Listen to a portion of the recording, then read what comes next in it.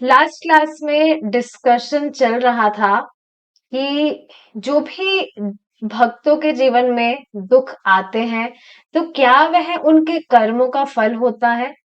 जो भी पूर्व जन्म में जो भी उनसे कर्म हुए हैं, क्या उसका फल होता है? तो यही डिस्कस हम कर रहे थे कि जब भी व्यक्ति भगवान कृष्ण को शरणागत होता है, सरेंडर करता है, भगवान की भक्ति करने लगता है, तो उसके जीवन में जो कुछ भी होता है वह स्वयं भगवान कृष्ण का अरेंजमेंट होता है। कर्म फल की वजह से उसके जीवन में जो भी हो रहा है वो कर्म फल नहीं होता है। मूविंग फॉरवर्ड, बात बात यह है कि सर्वोत्तम भक्त भी जब वह प्रचार करता है तब वह भक्त के द्वितीय स्तर पर पहुंच जाता है। तो 3 लेवल होते हैं: कनिष्ठ, मध्यम अधिकारी और उत्तम अधिकारी। तो ये बात समझनी चाहिए। जैसे कल ही एक भक्त से बात हो रही थी, तो बता रहे थे कि प्रीचिंग करना चाहते हैं पर थोड़ा हेजिटेशन के कारण नहीं हो पा रहा है। तो देखिए, यहाँ ये बहुत ही इंपॉर्टेंट चीज है समझने वाली कि हम प्रीचिंग करते हैं दूसरों का उद्धार करने के लिए नहीं। We preach for the sake of our own purification. आज की सुबह की इंग्लिश की क्लास में ये डिस्कशन चल रहा था कि अगर आपको खुद को बचाना है, if you want to save yourself, then preach. क्योंकि आप देखेंगे जब आप प्रीचिंग करते हैं, जब आप औरों को बताते हैं भक्ति से रिलेटेड, तो आप स्वयं ही आचरण करने लगते हैं। आपको करना ही होता है। अगर आप खुद नहीं करेंगे तो फिर आप दूसरों को कैसे इंस्पायर कर सकते हैं? तो ये बहुत ही इंटरेस्टिंग चीज है। एटलीस्ट मैं इस चीज को काइंड ऑफ सेंस कर पाती हूँ कि जो भी बुक्स हम डिस्कस करते हैं उसकी वजह से ही मैं बची हुई हूँ। नहीं तो अभी पता नहीं, अभी जैसे बुक्स डिस्कस हो रही है तो हो रही है, नहीं तो अभी पता नहीं मैं क्या कर रही होती। और ऐसे सुबह इंग्लिश की क्लास डिस्कशन हो रहा है तो हो ही जा रहा है भक्तों के बहाने। नहीं तो फिर कहाँ कुछ स्कोप ही नहीं है कि हम ये जो छोटी पुस्तकें हैं इनको खोलेंगे भी क्या। एटलीस्ट मैं मेरी बात कर रही हूँ, कोई भी मतलब स्कोप ही नहीं है कि मैं अपने आप से खोलकर पढ़ती भी क्या। लेकिन आप भक्तों के माध्यम से मेरी भी पढ़ाई हो जा रही है और बहुत अच्छे से डिस्कशन हो पा रहा है। तो ये बहुत इंपॉर्टेंट चीज है समझने वाली कि हमें प्रीचिंग करना है हमारे खुद के प्योरिफिकेशन के लिए। प्रभु जी कितनी बार ये बात कहते हैं कि मतलब ऐसा नहीं है कि प्रचार वगैरह हो रहा है, प्रचार तो हो ही रहा है, पर फिर भी खुद को बचाने के लिए, खुद के प्योरिफिकेशन के लिए खुद की पढ़ाई भी हो जा रही है। तो ये बहुत ही अमेजिंग चीज है। और आप देखेंगे जब आप इस तरह से जैसे किसी को प्रीच करते हैं, वो भक्ति करने लग जाते हैं, तो अगर किसी भी कारण से अगर आप आउट भी होने लगे तो भक्त खुद ही आ जाते हैं पकड़ने के लिए। जैसे कई बार ऐसा होता है कि मैं जैसे सुबह के जब मैं अगर नहीं मतलब आती हूँ, नहीं आ पाती हूँ या कुछ भी रीजन हो सकता है, तो तुरंत भक्त मैसेज कर देते हैं कि क्या हुआ माता जी, आप दिख नहीं रहे, आप कहाँ पर है, ये वो। तो आप देख रहे हैं इस तरह से जब आप प्रीच कर रहे हैं तो आपको आचरण करना ही होता है। सो खुद को बचाने के लिए प्रीचिंग करना चाहिए। ये बहुत ही ज्यादा अमेजिंग चीज है। और स्वयं प्रभुपाद जी क्या बता रहे हैं, जब वह प्रचार करता है तब वह भक्त के द्वितीय स्तर पर पहुंच जाता है।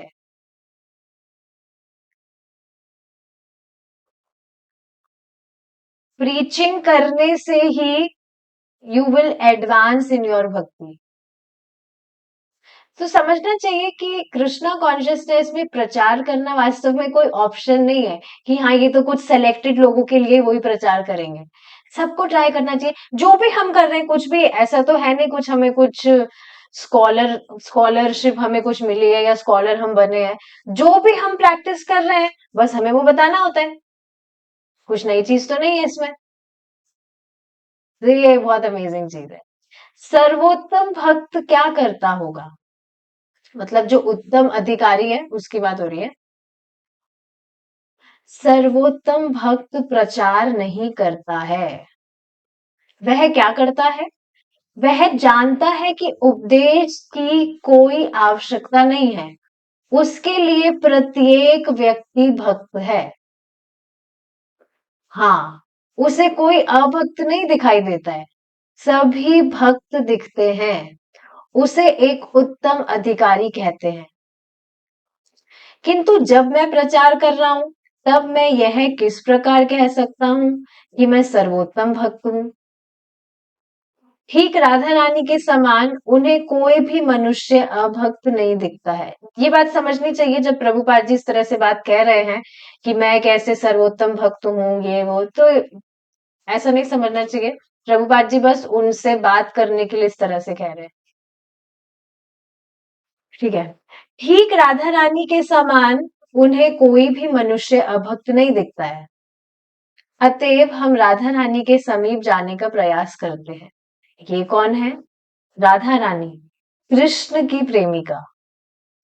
यदि कोई राधा रानी के समीप जाता है, तब वे कृष्ण से उसकी संस्तुति करती है।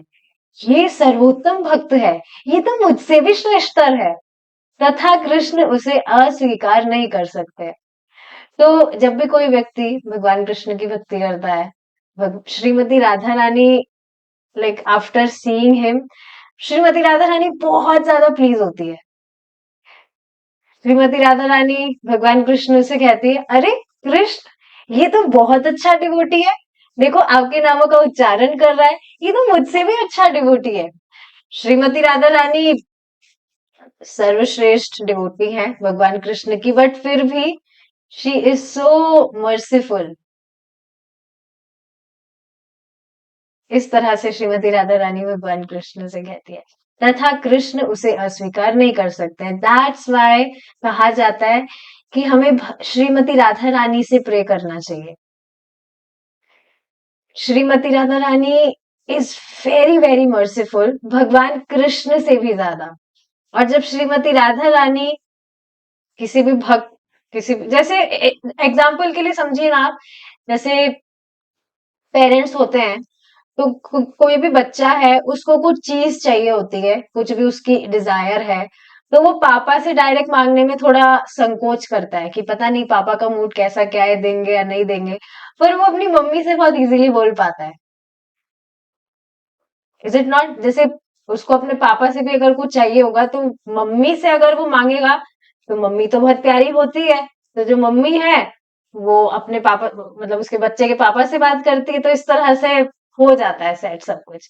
तो उसी तरह से यहाँ पर है, श्रीमती राधा रानी इज वेरी मर्सीफुल। इस वजह से श्रीमती राधा रानी से प्रे करना चाहिए। या चैतन्य महाप्रभु से कर सकते हैं। चैतन्य महाप्रभु श्रीमती राधा रानी के भाव में आए, जो भगवान श्री कृष्ण है, वही श्रेष्ठतम भक्त है। किंतु इसका अनुसरण करके यह नहीं कहना चाहिए कि मैं श्रेष्ठतम भक्त हो गया हूं। हाँ, श्रीमती राधा रानी इस तरह से कहती है, पर हमें इसका अनुकरण नहीं करना चाहिए। अनुकरण मीन्स नकल करना। ईश्वरे तदधीनेषु बालिशेषु द्विवत्सु च। एक द्वितीय श्रेणी के भक्त को प्रतीत होता है कि कुछ लोग भगवान के प्रति ईर्ष्या रखते हैं, किंतु उत्तम भक्त की दृष्टि में ऐसा नहीं है। तो ये बात पता होनी चाहिए कि चार तरह के, मतलब जो लोग हैं वो आपसे, चार तरह के लोग होते हैं। एक, जो आपसे सीनियर होते हैं, भक्ति की बात हो रही है, जो आपसे सीनियर होते हैं, तो उनकी हमेशा रेस्पेक्ट करनी चाहिए। रेस्पेक्ट सबकी करनी चाहिए, उनकी विशेषकर रेस्पेक्ट करनी चाहिए, सेवा करनी चाहिए। We should serve them. जो हमारे समान है, बराबर वाले, उनसे मैत्री करनी चाहिए। जो हमसे निम्न है, मतलब जो हमसे कुछ कम जानते हैं, नए हैं भक्ति में, उन पर दया करनी चाहिए। और जो द्वेषी है, उनको उनको नेग्लेक्ट करना चाहिए, उनसे द्वेष नहीं करना चाहिए। तो ये बेसिकली मध्यम अधिकारी जो है वो इस तरह से आचरण करता है। तो इसमें ये चीज बताई जा रही है कि द्वितीय श्रेणी के भक्त को प्रतीत होता है कि कुछ लोग भगवान के प्रति ईर्ष्या रखते हैं। जैसे दिखता ही है, हम किसी को बताते हैं तो कुछ द्वेष करने लग जाते हैं, भगवान कृष्ण को भगवान स्वीकार नहीं करते। तो उनपे मतलब उनकी सेवा क्या है कि हम उनसे उलझे ना, उनको हम नेग्लेक्ट कर दें। किंतु उत्तम भक्त की दृष्टि में ऐसा नहीं है। उत्तम भक्त देखता है किसी को भी भगवान के प्रति ईर्ष्या नहीं है, चाहे इससे सामने वाला ईर्ष्या कर भी रहा हो। अब देखिए, इसका अगेन अनुसरण नहीं किया जा सकता है, सॉरी अनुकरण नहीं किया जा सकता है, नकल नहीं की जा सकती कि हम उत्तम अधिकारी है या हम ये अधिकारी है वो अधिकारी है, ऐसा कुछ नहीं है। ये जैसे जैसे व्यक्ति भक्ति करता है तो ग्रेजुअल प्रोसेस है ये। तो उत्तम भक्त देखता है किसी को भी भगवान के प्रति ईर्ष्या नहीं है, प्रत्येक व्यक्ति मुझसे श्रेष्ठतर है। श्री चैतन्य चरितमृत के लेखक कृष्णदास कविराज की भांति वह कहता है, मैं मल के कीड़े से भी निम्नतर कोटि का हूं। ऐसा कौन कह रहे हैं? कृष्णदास कविराज, श्री चैतन्य चरितमृत के लेखक। पूरी शेर कीट है ते मुनि से लघिष्ठा। वे दिखावा नहीं कर रहे हैं, उन्हें वैसी अनुभूति हो रही है। मैं निम्नतम हूँ, प्रत्येक व्यक्ति श्रेष्ठम है, किंतु मैं निम्नतम हूँ। प्रत्येक व्यक्ति कृष्ण की सेवा में संलग्न है, मैं संलग्न नहीं हूँ। चैतन्य महाप्रभु ने कहा है, अरे मुझ में कृष्ण के प्रति लेश मात्र भी भक्ति नहीं है। पर क्या ऐसा है? चैतन्य महाप्रभु तो स्वयं भगवान कृष्ण है जो भक्त के रूप में आए हैं। लेकिन इस तरह से अ, इस तरह से मतलब दिखा रहे हैं महाप्रभु, मुझ में कृष्ण के प्रति लेश मात्र भी भक्ति नहीं है, मैं दिखावा करने के लिए रोता हूँ। यदि मैं कृष्ण का भक्त होता तो बहुत समय पूर्व ही मेरी मृत्यु हो चुकी होती, किंतु मैं जीवित हूँ। यही प्रमाण है कि मुझे कृष्ण से प्रेम नहीं है। श्रेष्ठतम भक्त की यही दृष्टि होती है। ऐसा नहीं है कि वो वास्तव में इस तरह से निम्न है, श्रेष्ठतम भक्त है वह, लेकिन दृष्टि में ऐसी होती है, बहुत ज्यादा नम्रता के कारण इस तरह से सोचते हैं। वह कृष्ण के प्रेम में इतना मग्न होता है कि वह कहता है, अन्य सभी भक्त हैं किंतु मैं निम्नतम हूँ, अतएव मैं भगवान के दर्शन नहीं कर सकता हूँ। वही श्रेष्ठतम भक्त है। अतएव भक्त को प्रत्येक प्राणी के उद्धार के लिए कार्य करना चाहिए। हाँ, भक्त को श्रेष्ठतम भक्त का अनुकरण ना करके एक प्रामाणिक आध्यात्मिक गुरु के निर्देशन के कार्य करना चाहिए। इसमें बहुत सुंदर बात प्रभु जी बता रहे थे कि जो भी ग्रेट डिवोटीज रहे हैं पूर्वाचार्यगण, हमें उनकी प्रेयर्स पढ़ना चाहिए। श्रीला नरोत्तम दास ठाकुर जी हुए हैं, श्रीला भक्ति विनोद ठाकुर जी हुए हैं, इस तरह से सबकी प्रेयर्स हमें पढ़ना चाहिए। प्रेयर्स पढ़ते पढ़ते उन भक्त का जो भाव है वो भाव आने लगता है धीरे धीरे। मतलब पढ़ना चाहिए उनको। मुझे याद है पहले, लाइक बहुत स्टार्टिंग में, when I was new in Krishna consciousness, तो एक कीर्तन है, श्रीला नरोत्तम दास ठाकुर जी की प्रेयर्स है वो, हरी हरी बीफले। तो मैं उसको बहुत सुनती थी, मुझे उसका मतलब नहीं पता था, पर मुझे सुनने में बहुत अच्छा लगता था वो। उसका मतलब मुझे पता ही नहीं था, मैं उसको बस गाती रहती थी, उसको मैं सुनती रहती थी। फिर एक दिन दिमाग में आया, इसका मतलब तो देखते हैं क्या मतलब है इसका। फिर जब मतलब पढ़ा तो भाई कितना डीप मीनिंग है। सुना होगा आपने। इसमें बताया जाता है कि मनुष्य जीवन प्राप्त करने के बाद में भी राधा कृष्ण राधा कृष्ण की कभी उपासना नहीं की, जानबूझकर बस, मतलब लिरिक्स कैसे है, मानुषाया जन्म पाया राधा कृष्ण ना भोजिया, जानिया सुनिया विष खाइनु। जानबूझकर बस विष ही खा रहे थे। दिख रहा था कि इसमें कुछ टेस्ट नहीं है, पर फिर भी कभी ध्यान गया ही नहीं कृष्ण की तरफ। कभी कुछ भी अट्रैक्शन ही नहीं हुआ भगवान कृष्ण की तरफ। बहुत ही ज्यादा डीप था। मतलब मैंने पहली बार जब मीनिंग पढ़ा था तो आप समझ रहे क्या हुआ था। लेकिन पहले मैं ऐसे गाती रहती थी उसको, मुझे मीनिंग नहीं पता था। इस वजह से मीनिंग के साथ, अर्थ पता होने के साथ हमें प्रेयर्स गाना चाहिए। अब आप सोचिए ना, जब ये प्रेयर्स हम पढ़ते हैं, अब जैसे यही वाली है नरोत्तम दास ठाकुर जी के द्वारा, तो कितना मतलब डीप मीनिंग है ना, कि सच में मतलब रिलेट कर ही पा रहे हैं ना, कि सच में कहाँ हम बिना मतलब चीजों में फंसे थे। कभी भी भगवान के प्रति कुछ अट्रैक्शन हुआ ही नहीं। और जिन जो चीजें बिल्कुल विष की तरह है वहीं पर बस मती थी। बहुत सुंदर प्रेयर्स है। प्रभुपाद जी का फेवरेट कीर्तन है ये, मेरा भी। बहुत अमेजिंग है। ठीक है। हाँ, भक्त को श्रेष्ठतम भक्त का अनुकरण ना करके एक प्रामाणिक आध्यात्मिक गुरु के निर्देशन में कार्य करना चाहिए। एक बार आपने कहा था कि कभी-कभी आपके भक्तों के पाप कर्मों के कारण आपको व्याधि अथवा कष्ट का अनुभव होता है। क्या कभी-कभी उस कारण भी रोग हो सकता है? देखिए, कृष्ण कहते हैं, अहम त्वाम सर्व पापेभ्यो मोक्षयिष्यामि मा शुचः। मैं तुम्हारा समस्त पापों से उद्धार कर दूंगा, भयभीत मत हो।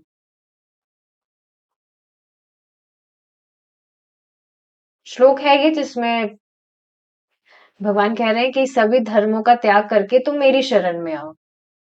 तुम्हारे सभी पापों से मैं तुम्हारा उद्धार कर दूंगा। तुम भयभीत मत हो। अतः कृष्ण इतने शक्तिमान हैं कि वे दूसरों के समस्त पापों को लेकर उन्हें तत्क्षण ठीक कर सकते हैं।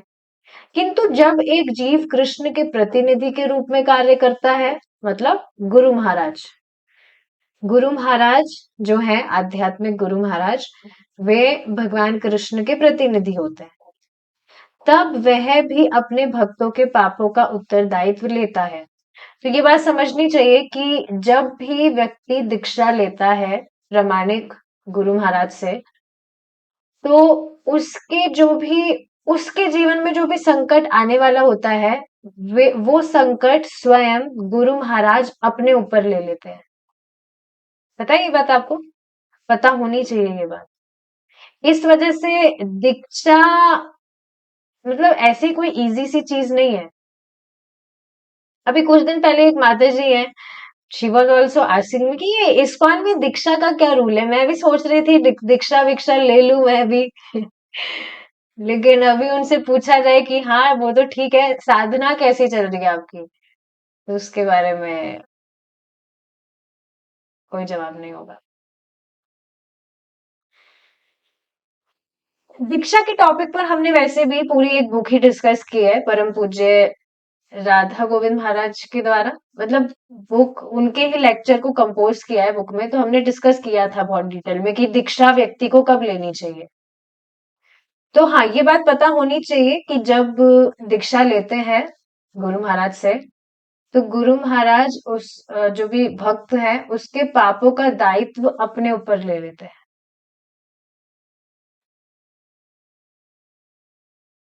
प्रभु जी बता रहे थे कि कुछ लोग होते हैं वो गुरु महाराज को डस्टबिन की तरह डस्टबिन मतलब समझे, दीक्षा ले ली, अब हम जो भी करेंगे तो वो उनके अकाउंट में जाएगा।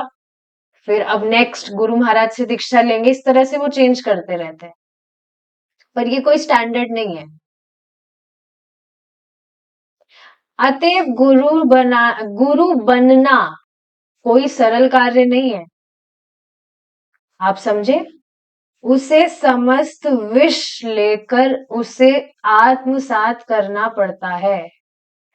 अतएव कभी कभी वह कृष्ण नहीं है इसलिए कभी कभी कोई कठिनाई होती है, मतलब गुरु महाराज स्वयं भगवान तो नहीं है, तो इस वजह से कुछ कठिनाई होती है, इस तरह से प्रभुपाद जी बता रहे हैं। अतएव श्री चैतन्य महाप्रभु ने वर्जित किया है, बहुत अधिक शिष्य मत बनाओ, किंतु हमें कष्ट भी हो तब भी प्रचार के लिए हमें अनेकों शिष्य स्वीकार करने पड़ते हैं। यह एक तथ्य है। गुरु को अपने शिष्यों के समस्त पाप कर्मों का उत्तरदायित्व ग्रहण करना पड़ता है। अतएव जब तक व्यक्ति समस्त पापों को ग्रहण करने में समर्थ ना हो, अनेकों शिष्य बनाना एक संकटपूर्ण कार्य है। तो सारी बातें एकदम क्लियर है, कुछ भी मतलब पढ़ते ही सब कुछ समझ आ रहा है। जब तक व्यक्ति समस्त पापों को ग्रहण करने में समर्थ ना हो, अनेकों शिष्य बनाना एक संकटपूर्ण कार्य है।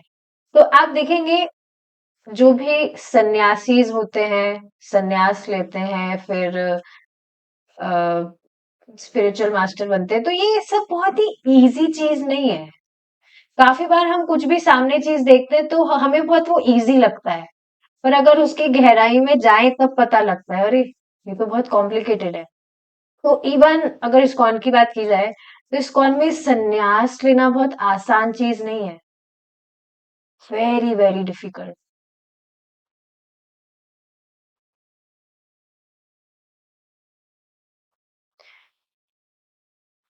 ठीक है। वाञ्छाकल्पतरुभ्यश्च कृपा सिन्धुभ्येव च पतितानां पावनेभ्यो वैष्णवेभ्यो नमो नमः। मैं भगवान के समस्त वैष्णव भक्तों को सादर प्रणाम करता हूँ। वे ठीक कल्प तरु की भांति हैं, जो प्रत्येक व्यक्ति की इच्छाओं की पूर्ति कर सकते हैं, तथा वे पतित बद्ध आत्माओं के प्रति सहानुभूति से परिपूर्ण हैं। आध्यात्मिक गुरु समस्त पतित आत्माओं का उत्तरदायित्व ग्रहण करते हैं। यह विचार बाइबल में भी मिलता है। ईसा मसीह ने लोगों के समस्त पापों के फलों को अंगीकार कर लिया तथा अपने जीवन की आहुति दे दी। ध्यान से सुनेंगे क्योंकि पढ़ते ही समझ में आ रहा है, कुछ डिफिकल्ट नहीं है। ईसा मसीह आप जानते हैं, भगवान के मैसेंजर हैं, Lord Jesus, Jesus Christ, Jesus Christ, yes. तो हाँ, क्या बताया जा रहा है, ईसा मसीह ने लोगों के समस्त पापों के फलों को अंगीकार कर लिया तथा अपने फलों मतलब हाँ पापों के फल को अंगीकार कर लिया तथा अपने जीवन की आहुति दे दी। एक आध्यात्मिक गुरु का यही उत्तरदायित्व है। चूंकि कृष्ण कृष्ण है, अतएव अपाप विद्ध है, उन पर पापों के फल का प्रभाव नहीं होता है, किंतु जीव इतना शूद्र होने के कारण कभी कभी उनसे प्रभावित हो जाता है। बड़ी अग्नि तथा छोटी अग्नि, यदि आप छोटी अग्नि में कोई बड़ी वस्तु डालें तो संभवतः स्वयं अग्नि ही बुझ जाएगी। देखा होगा आपने कभी, जैसे कभी कभी जब मैं भगवान को दिया ऑफर करने के लिए, दिया एनलाइटन करती हूँ, तो इसमें मैं तुलसी स्टिक डाल देती हूँ, कभी कभी वो बहुत मोटी होती है, तो वो जो बत्ती है वही मतलब वापस से उसको एनलाइटन करना पड़ता है। तो हाँ, छोटी अग्नि में कोई बड़ी वस्तु डाले तो स्वयं अग्नि ही बुझ जाएगी, किंतु एक बड़ी अग्नि में आप कुछ भी डाल दे, अग्नि को कोई अंतर नहीं पड़ता है। बड़ी अग्नि कुछ भी भस्म कर सकती है। ईसा मसीह का कष्ट पाना उस प्रकार का था, उन्होंने सब लोगों के पापों के फलों को ग्रहण किया था, अतएव उन्होंने कष्ट उठाया। समझा? बाइबल में यह लिखा है, उन्होंने कहा कि उन्होंने लोगों के समस्त पापों के फलों को ग्रहण करके अपने जीवन की आहुति दी, किंतु इन ईसाई लोगों ने इसे एक नियम बना लिया कि जब वे सब मूर्खताएं करें तब ईसा मसीह कष्ट उठाएं। वही देखिए डस्टबिन वाली बात आ गई। हम जो भी पाप कर्म कर रहे हैं, जो भी कचरा हम कर रहे हैं, कचरा चीजें वो हम वो डस्टबिन में जाएगा। मतलब डस्टबिन तो पड़ा ही है, डस्टबिन तो खरीद ही लिया है कि जितना भी कचरा इकट्ठा करो, क्या है, डस्टबिन में जाएगा वो।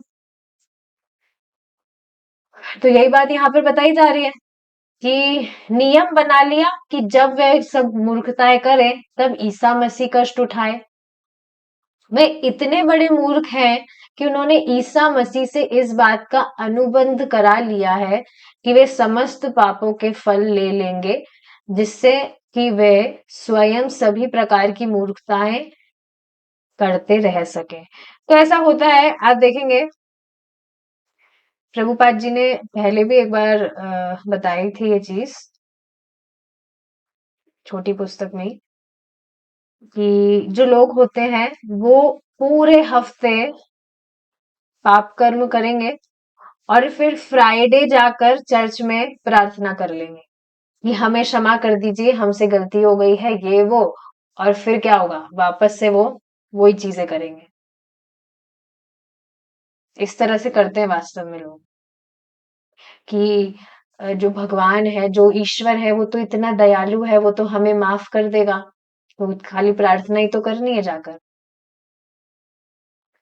पर ऐसा वास्तव में होता नहीं है, जो व्यक्ति जैसा करता है उसको वैसा भुगतना पड़ता ही है। तो यही बात यहाँ बताई जा रही है कि ईसा मसीह से इस बात का अनुबंध अनुबंध कर लिया है कि वे समस्त पापों के फल ले लेंगे, जिससे कि वे स्वयं सभी प्रकार की मूर्खताएं करते रहे। यह उनका धर्म है। ईसा मसीह इतने उदार थे कि उन्होंने अनेक समस्त पाप कर्मों के लिए कष्ट उठाया, किंतु इस तथ्य ने उन्हें इन पाप कर्मों को समाप्त करने के लिए प्रेरित नहीं किया। इसी से देखिए एक बात याद आ रही है, हाथी वाला एग्जाम्पल, कि जो हाथी है वो क्या करता है, वो मूर्ख होता है। मूर्ख कैसे होता है, पहले तो बहुत पानी भर भर के स्नान कर लेगा और स्नान करने के बाद में वापस से मिट्टी में जाकर खुद को गंदा कर लेगा। तो ये बेसिकली जो भी लोग गलत चीजें करते थे, कुछ भी पाप कर्म कर लेते हैं, तो वो उसका प्रायश्चित करते हैं। लेकिन प्रायश्चित करने मात्र से उनकी वापस से जो पाप करने की वासनाएं हैं, जो उनका स्वभाव है पाप करने का, वो चला नहीं जाता है। वापस से प्रायश्चित करने के बाद में वापस से वो उन्हीं पाप कर्मों में वापस से लग जाते हैं। ये बहुत ही इंपॉर्टेंट चीज है। लेकिन आप देखेंगे भगवान कृष्ण की भक्ति में ऐसा नहीं होता है। कई बार पूछा भी जाता है क्वेश्चन कि हमसे अपराध हो जाते हैं, तो फिर हम क्या करें, क्या प्रायश्चित करें। हम कुछ प्रायश्चित नहीं करना, जो आप कर रहे हैं वो ही करना है, और वो ही आपके जितने भी ऑफेंसेस है उसको नलिफाई कर देगा। क्या कर रहे हैं, भगवान के नामों का जप करना है। जैसे एक माता जी ने पूछा था कि माता जी मुझे तो लगा था जन्माष्टमी कल की है, पर जन्माष्टमी तो आज की हो गई, मैंने तो प्रसाद पा लिया अन्न, तो फिर अब मैं क्या प्रायश्चित करूं। तो कुछ नहीं, यू चांट हरे कृष्णा, कुछ भी प्रायश्चित नहीं है। लेकिन इसका अर्थ ये नहीं कि हम जानबूझकर गलतियां करें। गलती का अर्थ होता है कि वो गलती से हो जाती है, तो उसका कुछ दूसरा प्रायश्चित नहीं है, भगवान के नामों का जप ही है।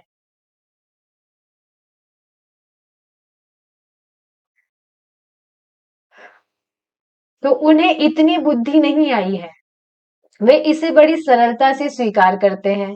प्रभु ईसा मसीह को कष्ट उठाने दो, तथा हम सब प्रकार की मूर्खताएं करेंगे। क्या ऐसा नहीं है, ऐसा ही है। उन्हें लज्जा आनी चाहिए थी। प्रभु ईसा मसीह ने हमारे लिए कष्ट उठाया, किंतु हम पाप कर्म करते ही जा रहे हैं। उन्होंने प्रत्येक व्यक्ति को कहा था, तुम हत्या मत करो, किंतु वे यह सोच किंतु वे यह सोचकर कि ईसा मसीह हमें क्षमा कर देंगे तथा समस्त पापों के फल ग्रहण कर लेंगे, हत्या करते जा रहे हैं। यह कर्म यह क्रम चलता जा रहा है। तो देखिए इससे एक और बात क्या समझ में आ रही है कि लोगों को उपदेश देने से कुछ भी नहीं होगा।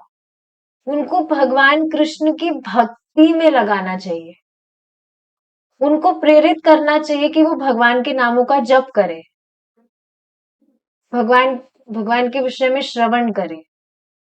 एटलीस्ट बाकी सारी चीजें भी अगर फॉलो करना स्टार्टिंग में डिफिकल्ट होता है, so you just make sure कि वो भगवान के नामों का जप कर रहे हैं, जैसे एक माला ही कर रहे हैं। कि देखिए बिल्कुल भी छोटी बात नहीं है। आज ही की क्लास में ये डिस्कशन चल रहा था, सुबह की इंग्लिश की क्लास में, कि मैं सच में अभी इसी चीज पर फोकस कर रही हूँ। शुरू में जो भी भक्त ज्वाइन हुए थे, लेकिन उनको बहुत हैवी लगने के कारण वो छोड़कर चले गए कि अरे इसमें तो बहुत नियम है, ये करो वो करो। So I am just inviting them back कि ठीक है, आप पूरा अच्छी तरह से पूरा प्रोसेस फॉलो नहीं कर पा रहे, कोई दिक्कत नहीं है। आप सिर्फ हरे कृष्ण महामंत्र का एक माला तो जप कर सकते हैं, और आप विश्वास नहीं करेंगे कि सच में काम कर रहा है। अभी तक तो जिन भी लोगों से मैंने बात की है, भक्तों से, भक्त रह चुके हैं, तो वो मान गए हैं। और आज तो एक माताजी थी, मतलब वो डेली चैंटिंग कर रही हैं। एक राउंड से उन्होंने स्टार्ट किया था, मैंने उनको कहा था कि आप ठीक है, आपसे नहीं हो रहा पूरा, आप मत करिए, कथा भी मत सुनिए, आपको नहीं टाइम मिल रहा है, आपको जॉब करना है, ठीक है जॉब करिए, पर आप एक माला तो जब कर सकते हैं ना भक्तों के संग में। सो ठीक है, वो मान गई थी। तो आज मैं उनको देख रही थी, वो constantly she was sitting and she was chanting.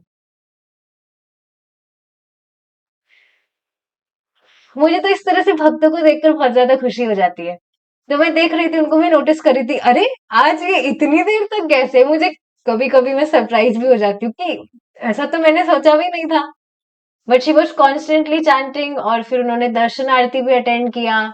फिर बाद में उन्होंने मैसेज करके बताया कि मुझे तो पता ही नहीं था कि इस समय दर्शन आरती भी होती है, मुझे तो बहुत अच्छा लगा। और उन्होंने एक्स्ट्रा राउंड्स भी किए आज। तो वो खुद बता रही थी कि मुझे सच में अब बहुत अच्छा लग रहा है।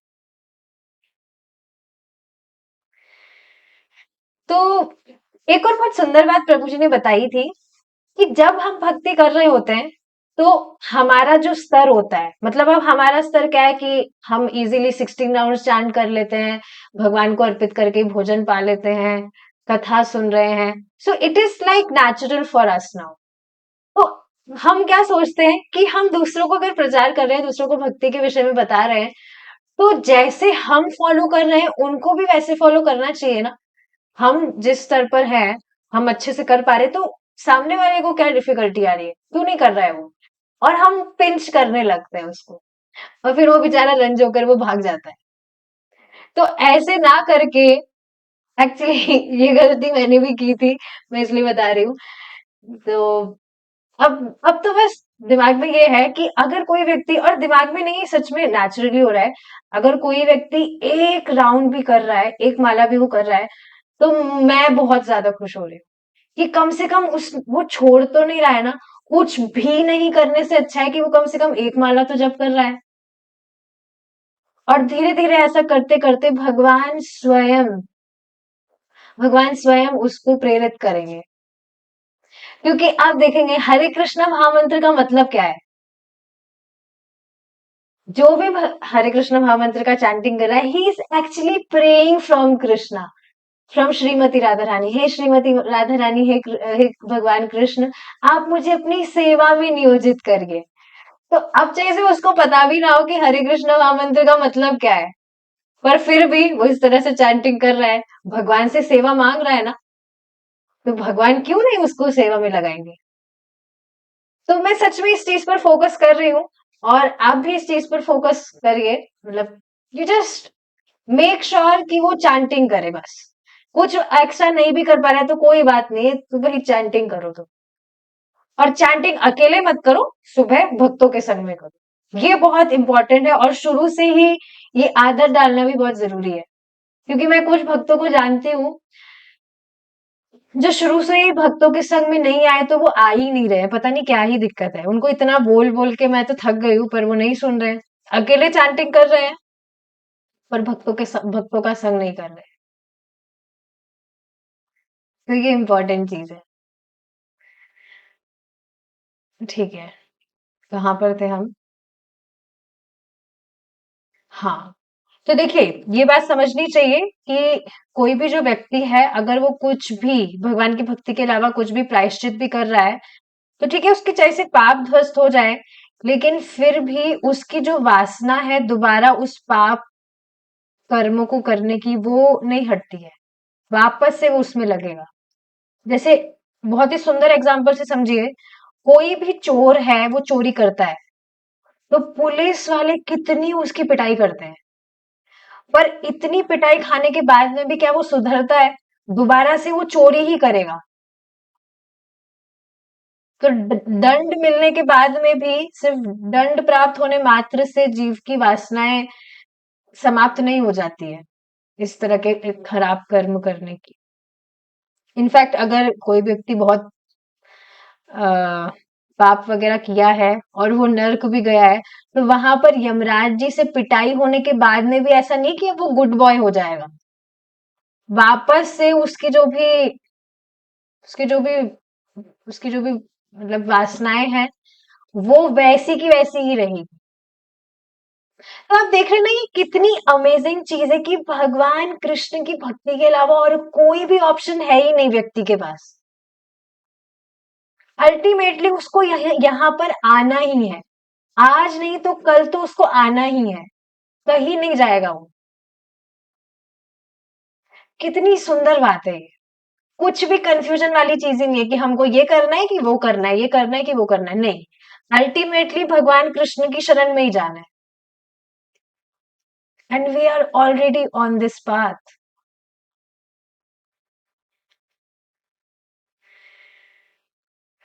ठीक है, हमें अत्यंत सावधान रहना चाहिए। मेरे पाप कर्मों के लिए मेरे गुरु को कष्ट होगा, अतएव मैं लेश मात्र भी पाप नहीं करूंगा। शिष्य का यही कर्तव्य है। दीक्षा के उपरांत समस्त पापों के फल समाप्त हो जाते हैं। अब यदि वह पुनः पाप कर्म करता है, तब उसके गुरु को कष्ट भोगना पड़ता है। तो दीक्षा के बाद में अक्सर मतलब व्यक्ति सोचता है कि दीक्षा करने के बाद में वी विल बी फ्री, ज्यादा कुछ हेडेक नहीं है, दीक्षा विक्षा तो हो ही गई है, ऐसी कुछ हेडेक लेने की जरूरत नहीं है, आराम से भक्ति करेंगे। आराम से का मतलब समझ रहे हैं आप, ढीली ढाली भक्ति की बात हो रही है। लेकिन आप देखिए ना, भगवान की कृपा से दीक्षा होने से पहले ही, एटलीस्ट यहाँ पर तो मैं शायद ही किन्हीं भक्त को देख रही हूँ जिनकी दीक्षा हो गई हो। दीक्षा होने से पहले ही भगवान की कृपा से कितनी सुंदर ट्रेनिंग ऑलरेडी हमें प्राप्त हो गई है। Is it not? दीक्षा होने के बाद में भी ऐसा नहीं है कि हमारे कुछ स्केड्यूल में कुछ चेंजेस आएंगे। दीक्षा होने के बाद में तो और ज्यादा स्ट्रिक्टनेस होनी चाहिए। क्यों स्ट्रिक्टनेस होनी चाहिए? प्रभुपाद जी स्वयं यहाँ बता रहे हैं कि सावधान रहना चाहिए, मेरे पाप कर्मों के लिए मेरे गुरु को कष्ट होगा, जो अच्छी बात तो नहीं है। अतएव मैं लेश मात्र भी पाप नहीं करूंगा। शिष्य का यही कर्तव्य है। ठीक है, अब यदि वह पुनः पाप कर्म करता है, तब उसके गुरु को कष्ट भोगना पड़ता है। शिष्य को सहानुभूति पूर्ण होना चाहिए तथा यह विचार करना चाहिए, मेरे पाप कर्म के लिए मेरे आध्यात्मिक गुरु कष्ट भोगेंगे। यदि आध्यात्मिक गुरु पर किसी व्याधि का प्रकोप होता है, तब वह अन्य लोगों के पाप कर्मों के कारण होता है।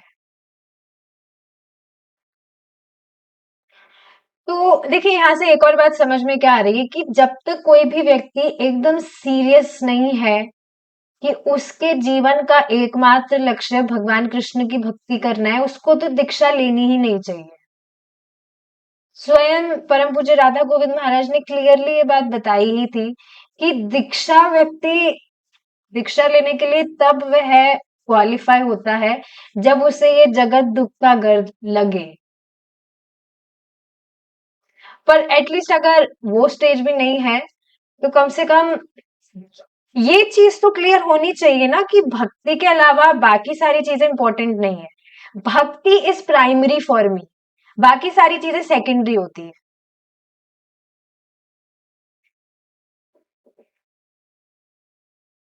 ठीक है। अतएव निषेधाज्ञा है, निषेध आज्ञा है कि अधिक शिष्य मत बनाओ। किंतु हम ऐसा करते हैं क्योंकि हम प्रचार कार्य कर रहे हैं। कोई बात नहीं, कष्ट होता है तो हो, फिर भी हम उन्हें स्वीकार करेंगे। अतः आपका प्रश्न था, जब मुझे कष्ट होता है तब क्या वह मेरे विगत पाप कर्मों के कारण होता है? यही प्रश्न था ना? यही मेरी भूल है कि मैंने कुछ ऐसे शिष्यों को स्वीकार किया है जो मूर्ख है। यही मेरी भूल है। ऐसा कभी कभी होता है। हाँ, ऐसा होना निश्चित है क्योंकि हम इतने अधिक लोगों को स्वीकार कर रहे हैं। शिष्य का कर्तव्य है कि वह सावधान रहे। मेरे आध्यात्मिक गुरु ने मेरी रक्षा की है। मुझे पुनः उनको कष्ट में नहीं डालना चाहिए।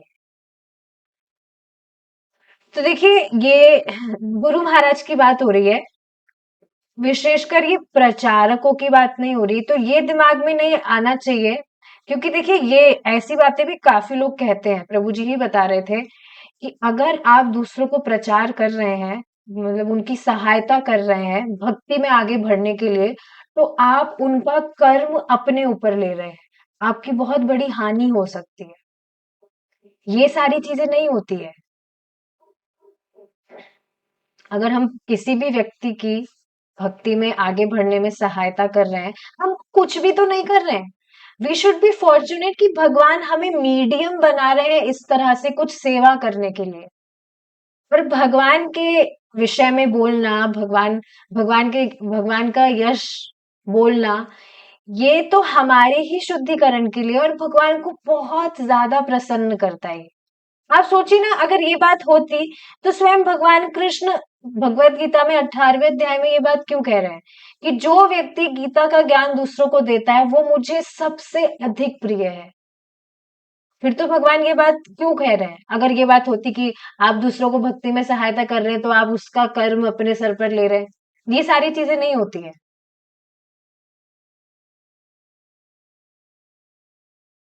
तो ये समझने वाली बात है।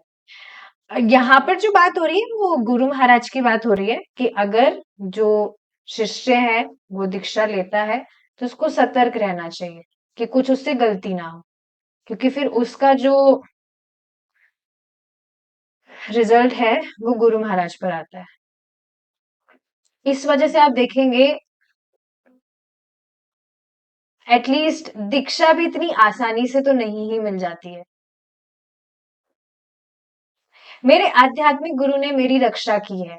मुझे पुनः उनको कष्ट में नहीं डालना चाहिए। जब आध्यात्मिक गुरु कष्ट में होते हैं तब कृष्ण उनकी रक्षा करते हैं।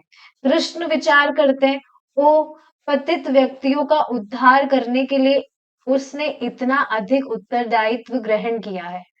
कौन्ते यह प्रतिजानी ही नामे भक्तः प्रणश्यति।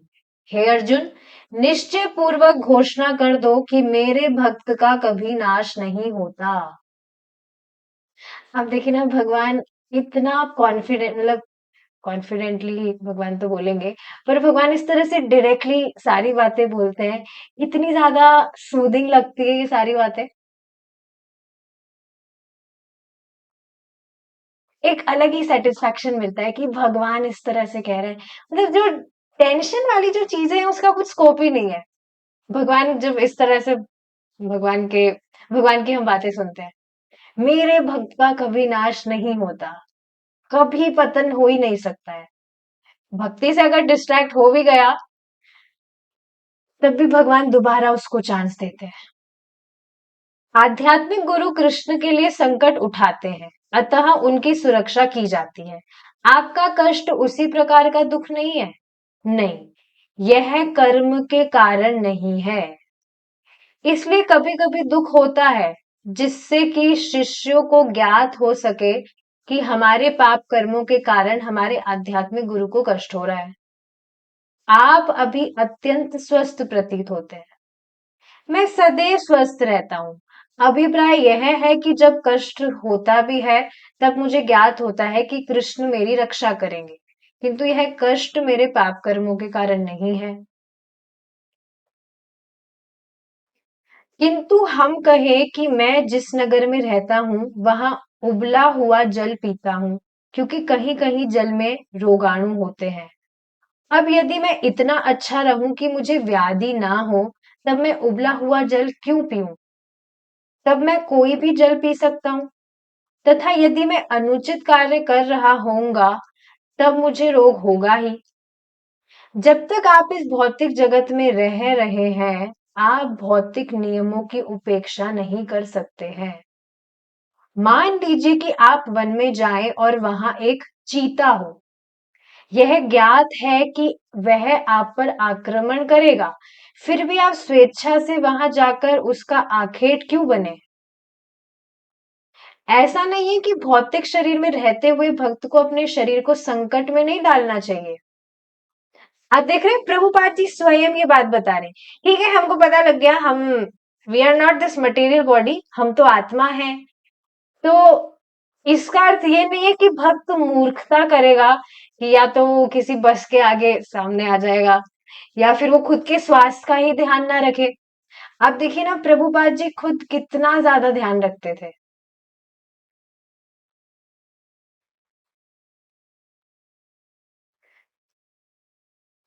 तो ठीक है, हमको पता है कि हम ये शरीर नहीं है, लेकिन फिर भी जो भक्त है वो अपने शरीर का बहुत अच्छे से ध्यान रखते हैं, क्योंकि इस शरीर से हमें बहुत अच्छे से भजन करना है। तो भौतिक शरीर में रहते हुए भक्त को अपने शरीर को संकट में नहीं डालना चाहिए। यह भौतिक नियमों को चुनौती नहीं है। मैं भक्त बन गया हूं, मैं प्रत्येक वस्तु को चुनौती देता हूँ, यह मूर्खता है। देख लीजिए, प्रभुपाद जी स्वयं यहाँ पर बता रहे हैं। ठीक है, आगे का ये जो श्लोक है जो कि बहुत ज्यादा इंटरेस्टिंग है, इसको हम हमारे नेक्स्ट क्लास में डिस्कस करेंगे। We will stop here now. Hare Krishna. जय श्रीला प्रभुपाद।